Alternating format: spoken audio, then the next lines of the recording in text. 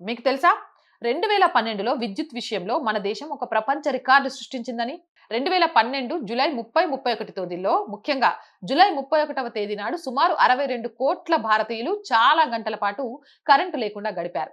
ఒకే రోజు అంతమంది ప్రజలు బ్లాక్అవుట్ లో ఉండడం ఒక ప్రపంచ రికార్డ్. అసలు ఏం జరిగింది అనుకుంటున్నారా? పశ్చిమ భారత ప్రాంతం నుంచి ఉత్తర ప్రాంతానికి విద్యుత్ ప్రవాహం ఎక్కువగా ఉండడం వల్ల 400 కేవీ లైన్ ఓవర్లోడ్ అయి ట్రిప్ అయింది.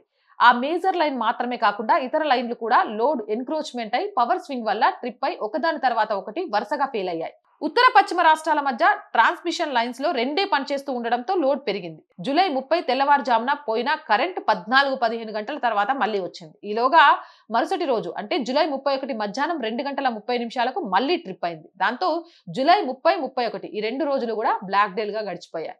ఉత్తర, తూర్పు మరియు ఈశాన్య కలిపి 22 రాష్ట్రాల్లో సుమారు 62 కోట్ల మంది ప్రజలు కనీసం 5 గంటల నుంచి ఒక రోజు వరకు కరెంటు లేదు. 300కు పైగా ట్రైన్స్ మార్గ మధ్యలో గంటల పాటు నిలిచిపోయాయి. ఢిల్లీ మెట్రో రైల్స్ 2 స్టేషన్ల మధ్య ఆకస్మికంగా ఆగిపోవడంతో ప్రయాణికులను సురక్షితంగా తీసుకురావడానికి జాతీయ విపత్తుల సంస్థ సభ్యులు రంగంలోకి దిగారు. ముఖ్యమైన నగరాల్లో ట్రాఫిక్ సిగ్నల్స్ పనిచేయక గందరగోళం ఏర్పడింది. వాటర్ పంపింగ్ స్టేషన్లు పనిచేయక ప్రజలకు నీరు అందలేదు.